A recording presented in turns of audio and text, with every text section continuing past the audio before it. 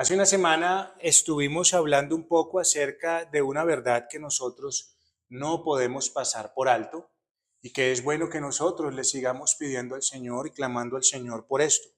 Y es que los cultos de adoración son especiales. ¿Sí recuerdan que estuvimos hablando de eso la semana pasada? Y dimos algunos puntos que nos indican esta realidad.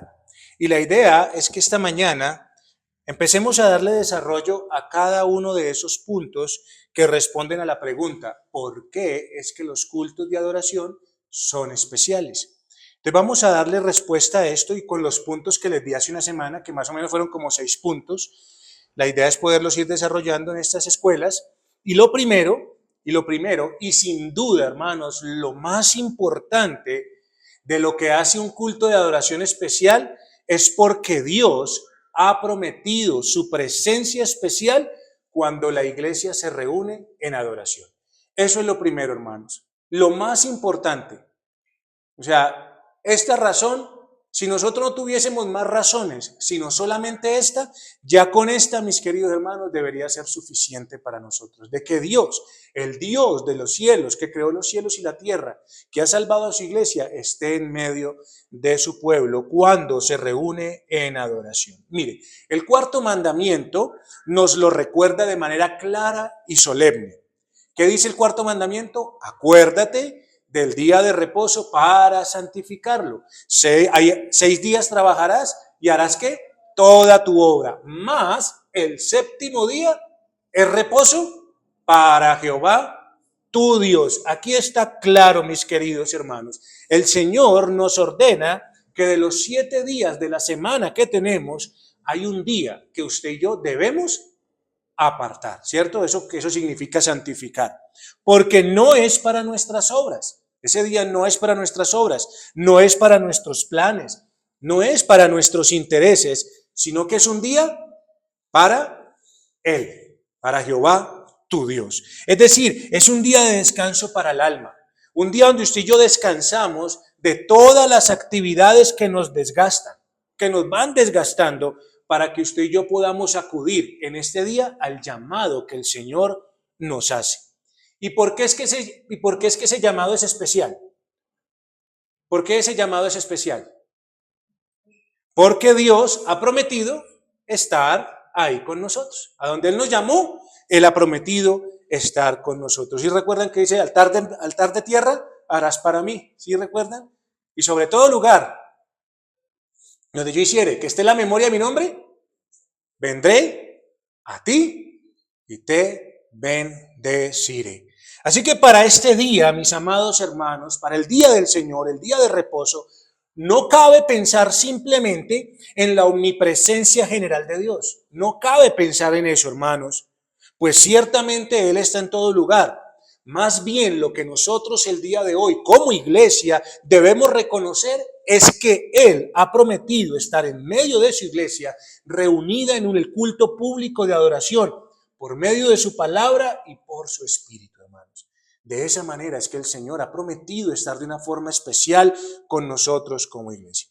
Así que yo quisiera que observáramos algunos pasajes que nos den un poco más de firmeza o convicción ante esta verdad en el culto público de adoración. Algunos pasajes. Y quiero que me acompañe, por favor, allí a esos pasajes. Acompáñeme a los pasajes que le voy a dar. El primer pasaje es Salmos capítulo 89, versículo 7. Salmo capítulo 89, versículo 7. ¿Qué nos dice la Escritura en Salmos capítulo 89, versículo 7?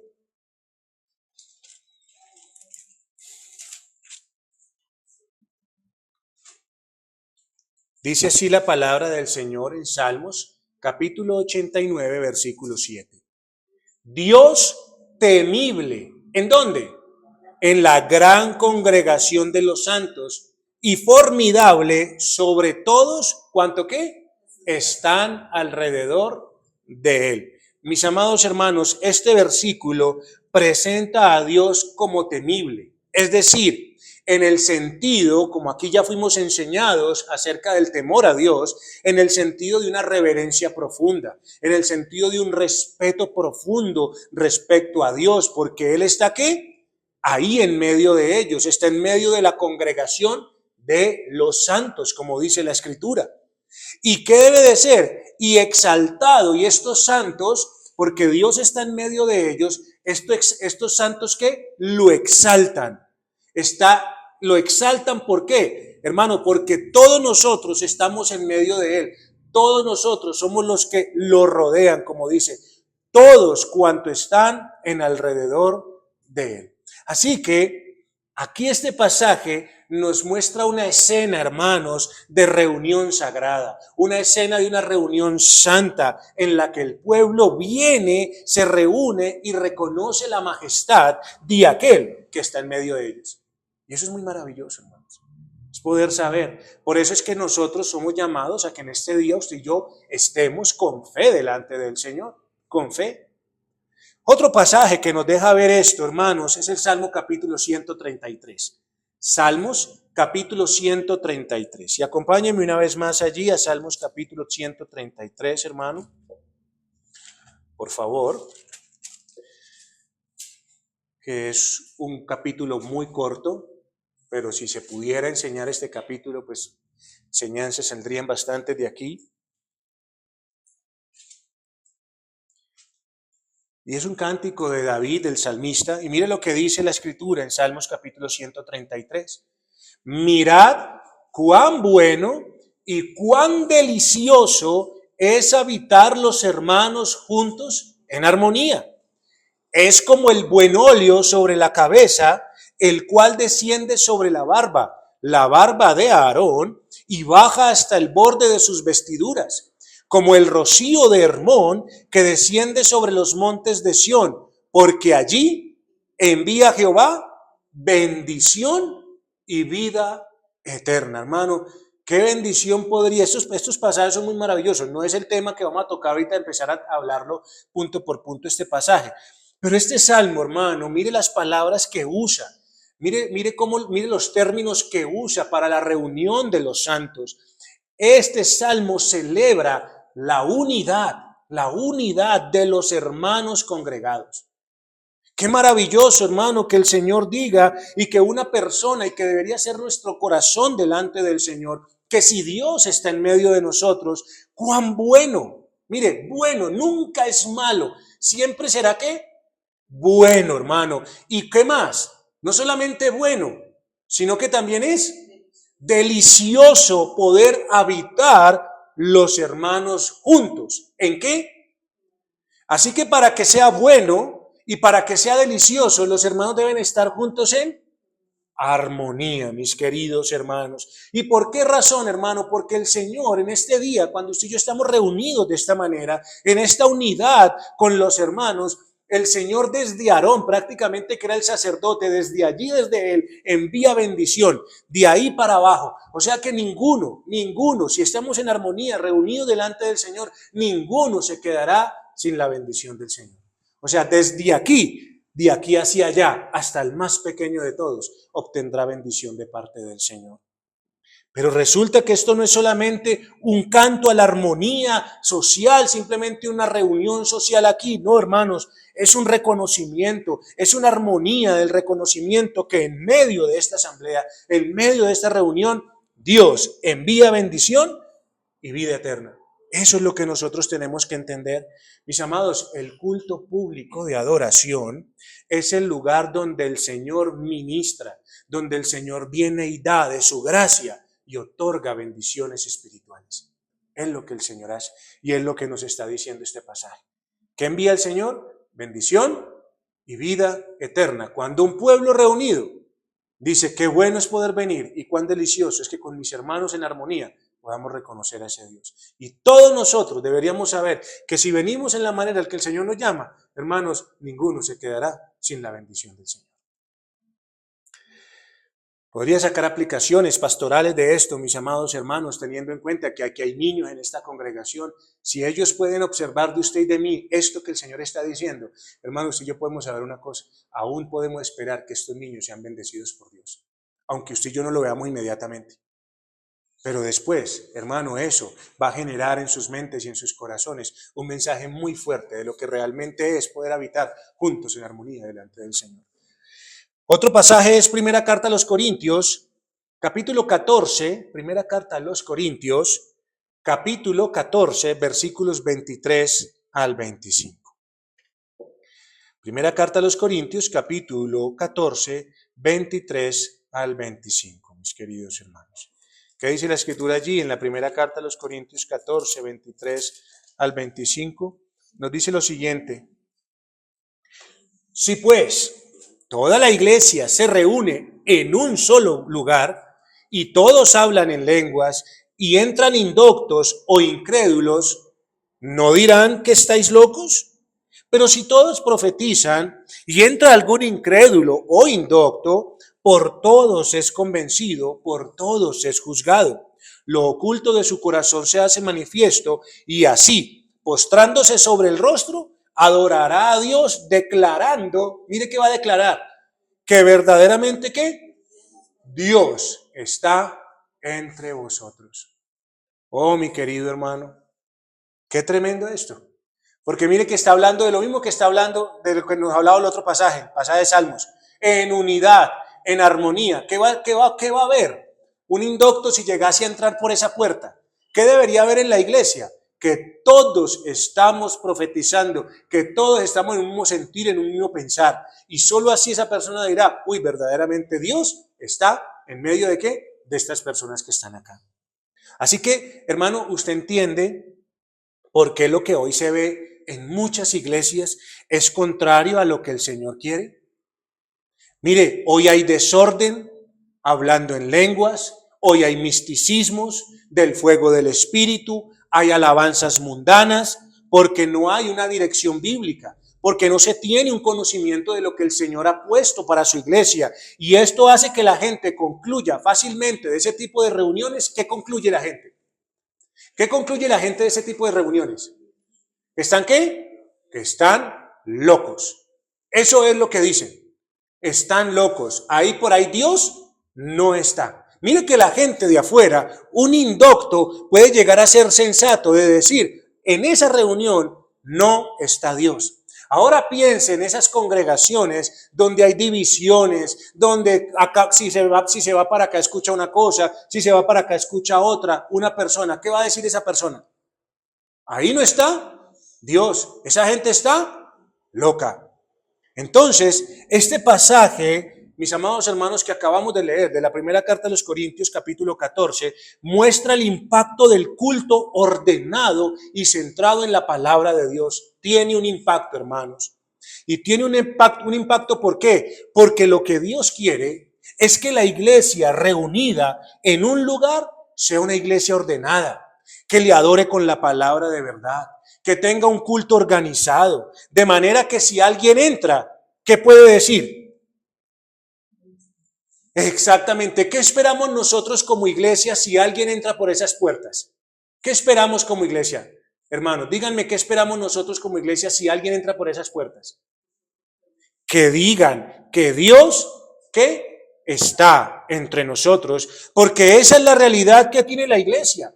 Nosotros no podemos desconocer que la realidad de la iglesia es que Dios prometió estar ahí en medio de ella cuando ella se reúne en culto público de adoración.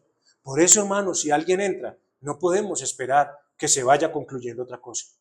No podemos esperar eso, sino que digan, ahí Dios está en medio de ellos. Y por último, quiero que vayamos al pasaje que en muchas ocasiones es mal interpretado y que contiene la promesa de la presencia del Señor. Mateo capítulo 18, 20. Mateo capítulo 18, versículo 20. Vamos a ir allí. Que es ese pasaje, como les digo, que se toma de muchas maneras, pero que contiene la promesa de la presencia del Señor en medio de su pueblo. ¿Y qué es lo que dice este pasaje? Porque donde están dos o tres congregados en mi nombre, allí estoy yo en medio de ellos. Este texto es usado muchas veces para el ámbito de la adoración privada. Sin embargo, lo más correcto, según su contexto, es aplicarlo directamente a las reuniones formales del pueblo de Dios en la adoración y bajo la autoridad de nuestro Señor Jesucristo. sea, esa es la forma correcta de poder nosotros, digamos, aplicar ese pasaje. ¿Y la promesa cuál es? Allí estoy yo en medio de ellos. Esa es la promesa que el Señor está dando. Es decir, mire que esta promesa es de carácter especial. Mire que esta promesa no es general de su omnipresencia. No, no, no. ¿Qué está diciendo? ¿Estaré yo qué? Allí yo estoy ahí en medio de ellos. Esta promesa tiene sentido para la iglesia porque entonces Dios va a estar allí en el momento en que ella se reúne oficialmente en su nombre y bajo su autoridad. Eso es lo importante. De manera que dos o tres congregados, cuando habla de dos o tres congregados en su nombre, es una manera también gráfica y que se puede entender de manera gráfica de enfatizar que aún, hermano, la iglesia más pequeña, la iglesia local más pequeña que pudiese concebirse, posee la gran promesa de nuestro Señor Jesucristo. ¿Cuál es la promesa? Que si dos o tres están reunidos en el nombre del Señor, ¿qué pasa? Dios está allí en medio de ellos. Así que si Dios no rechaza a dos o tres, que es la iglesia más pequeña que se pudiese tener y Cristo no la rechaza, sino que está en medio de ella, entonces, hermano, ¿cómo la vamos a rechazar nosotros? La palabra usada para congregados es la misma palabra que usa Santiago capítulo 2, versículo 2, donde dice, Santiago 2:2, dice, porque si en vuestra congregación, esa es la misma palabra, porque si en vuestra congregación entra un hombre con anillo de oro y con ropa espléndida, esto nos quiere decir, hermano, que Mateo capítulo 18, versículo 20, hace referencia y corrobora que estamos ante una verdad de personas reunidas en una asamblea. Porque si Santiago está diciendo que si a vuestra congregación entra una persona, y es la misma palabra que usa Mateo 18:20, estamos hablando de que es una asamblea denotando el ejercicio de la iglesia de manera formal, es decir, en culto público y no una reunión aislada de cristianos. Así que, hermanos, no podemos despreciar lo que las escrituras nos enseñan acerca del por qué los cultos públicos de adoración son especiales. No podemos despreciarlo, hermano, ya que se nos da testimonio de que en Cristo nuestro Salvador, Dios está con nosotros. Esa es la realidad, eso es lo que nosotros debemos creer y eso es lo que debería llenar de gozo nuestras almas. Y esto entonces no es una idea meramente simbólica, sino que es una magnífica noticia sobre la cual la iglesia desde su inicio se ha gozado y se ha consolado. Hermanos, la iglesia desde el principio, recuerden que cuando aquí estuvimos hablando del día del Señor y cuando estuvimos hablando del cambio del día del Señor, ¿sí recuerdan? Una de las razones por las cuales nosotros podemos asegurar que hubo un cambio de día es porque, ¿qué estaban haciendo los discípulos? Estaban reunidos, ¿cierto? ¿Y quién llegó? Cristo. ¿Ve? ¿En medio de qué? En medio de ellos. Así que desde el principio de la iglesia, desde su inicio, esta noticia, esta verdad y esta realidad de que el Señor está en medio de nosotros, hermano, ha llenado de gozo y consolación a la iglesia. Y así mismo debería ser para nosotros el día de hoy. Porque al día de hoy esto no ha cambiado. Y diciéndonos el Señor que donde dos o tres estén congregados en mi nombre, allí estoy yo en medio de ellos. Un teólogo actual que se llama Sam Waldron dice lo siguiente: de todas las altas y solemnes y ennoblecedoras realidades que rodean la adoración evangélica, la más grande y por lo tanto la realidad controladora es que Dios está presente en forma especial en su santidad y gracia. Eso es lo que, hermano, cree la iglesia, no cree otra cosa. O sea, las realidades de la iglesia, todas las realidades de la iglesia son maravillosas, todas las realidades de la iglesia son altas, pero hermano, la más grande de todas, la más maravillosa, la que debe controlar lo que usted y yo hacemos aquí, la que debe controlar nuestra llegada, nuestro trabajo acá en este lugar, es que Dios está presente de forma especial. Es decir, hermanos, es allí donde Dios bendice espiritualmente. Aquí es donde Dios nos bendice espiritualmente con su gracia al pueblo reunido mediante el uso de medios eficaces cuando nos comunica su voluntad, su amor y su misericordia. ¿Cómo, hermanos? A través de la palabra, hermano, a través de los cánticos, a través de la cena, a través de todo esto, mis amados hermanos, el Señor manifiesta su amor, su voluntad y su misericordia, estando en comunión con su santa majestad, concedida a nosotros por medio de Jesucristo. Hermano, es muy maravilloso que Dios hoy, cuando usted y yo hoy escuchamos la palabra, por ejemplo, en este momento que estamos escuchando esta escuela dominical, es prácticamente saber que Dios está de manera especial en medio de nosotros, queriendo hacernos un bien espiritual, porque nos está hablando su voluntad. Nos está mostrando ¿qué? Su amor, hermano. ¿O no le parece a usted maravilloso que Dios nos muestre su amor de decirnos, esta es la iglesia y ahí los tengo y aunque sean 2 o 3, estoy en medio de ustedes, yo no me avergüenzo? ¿No le parece eso muy maravilloso? ¿No le parece las misericordias de Dios manifestadas sobre su vida de decirles, no me he olvidado de ustedes? Porque estoy en medio de ustedes, aquí ustedes están en comunión conmigo. Así que hermanos, es muy maravilloso poder tener estas noticias de parte de nuestro Señor. Segundo, así que el primer punto, hermanos, y lo más importante que hace especial el culto de adoración es Dios está presente en medio de nosotros. Y yo creo, mi querido hermano, que es bueno que usted y yo más bien meditemos en este punto, porque creo que ya hablar del segundo ya lo haría de manera muy rápida. Lo haría ya de manera muy rápida, mi querido hermano. Entonces no alcanzaría pues como a darle la reverencia que merece este punto. Pero es importante que usted y yo meditemos en esto, hermanos.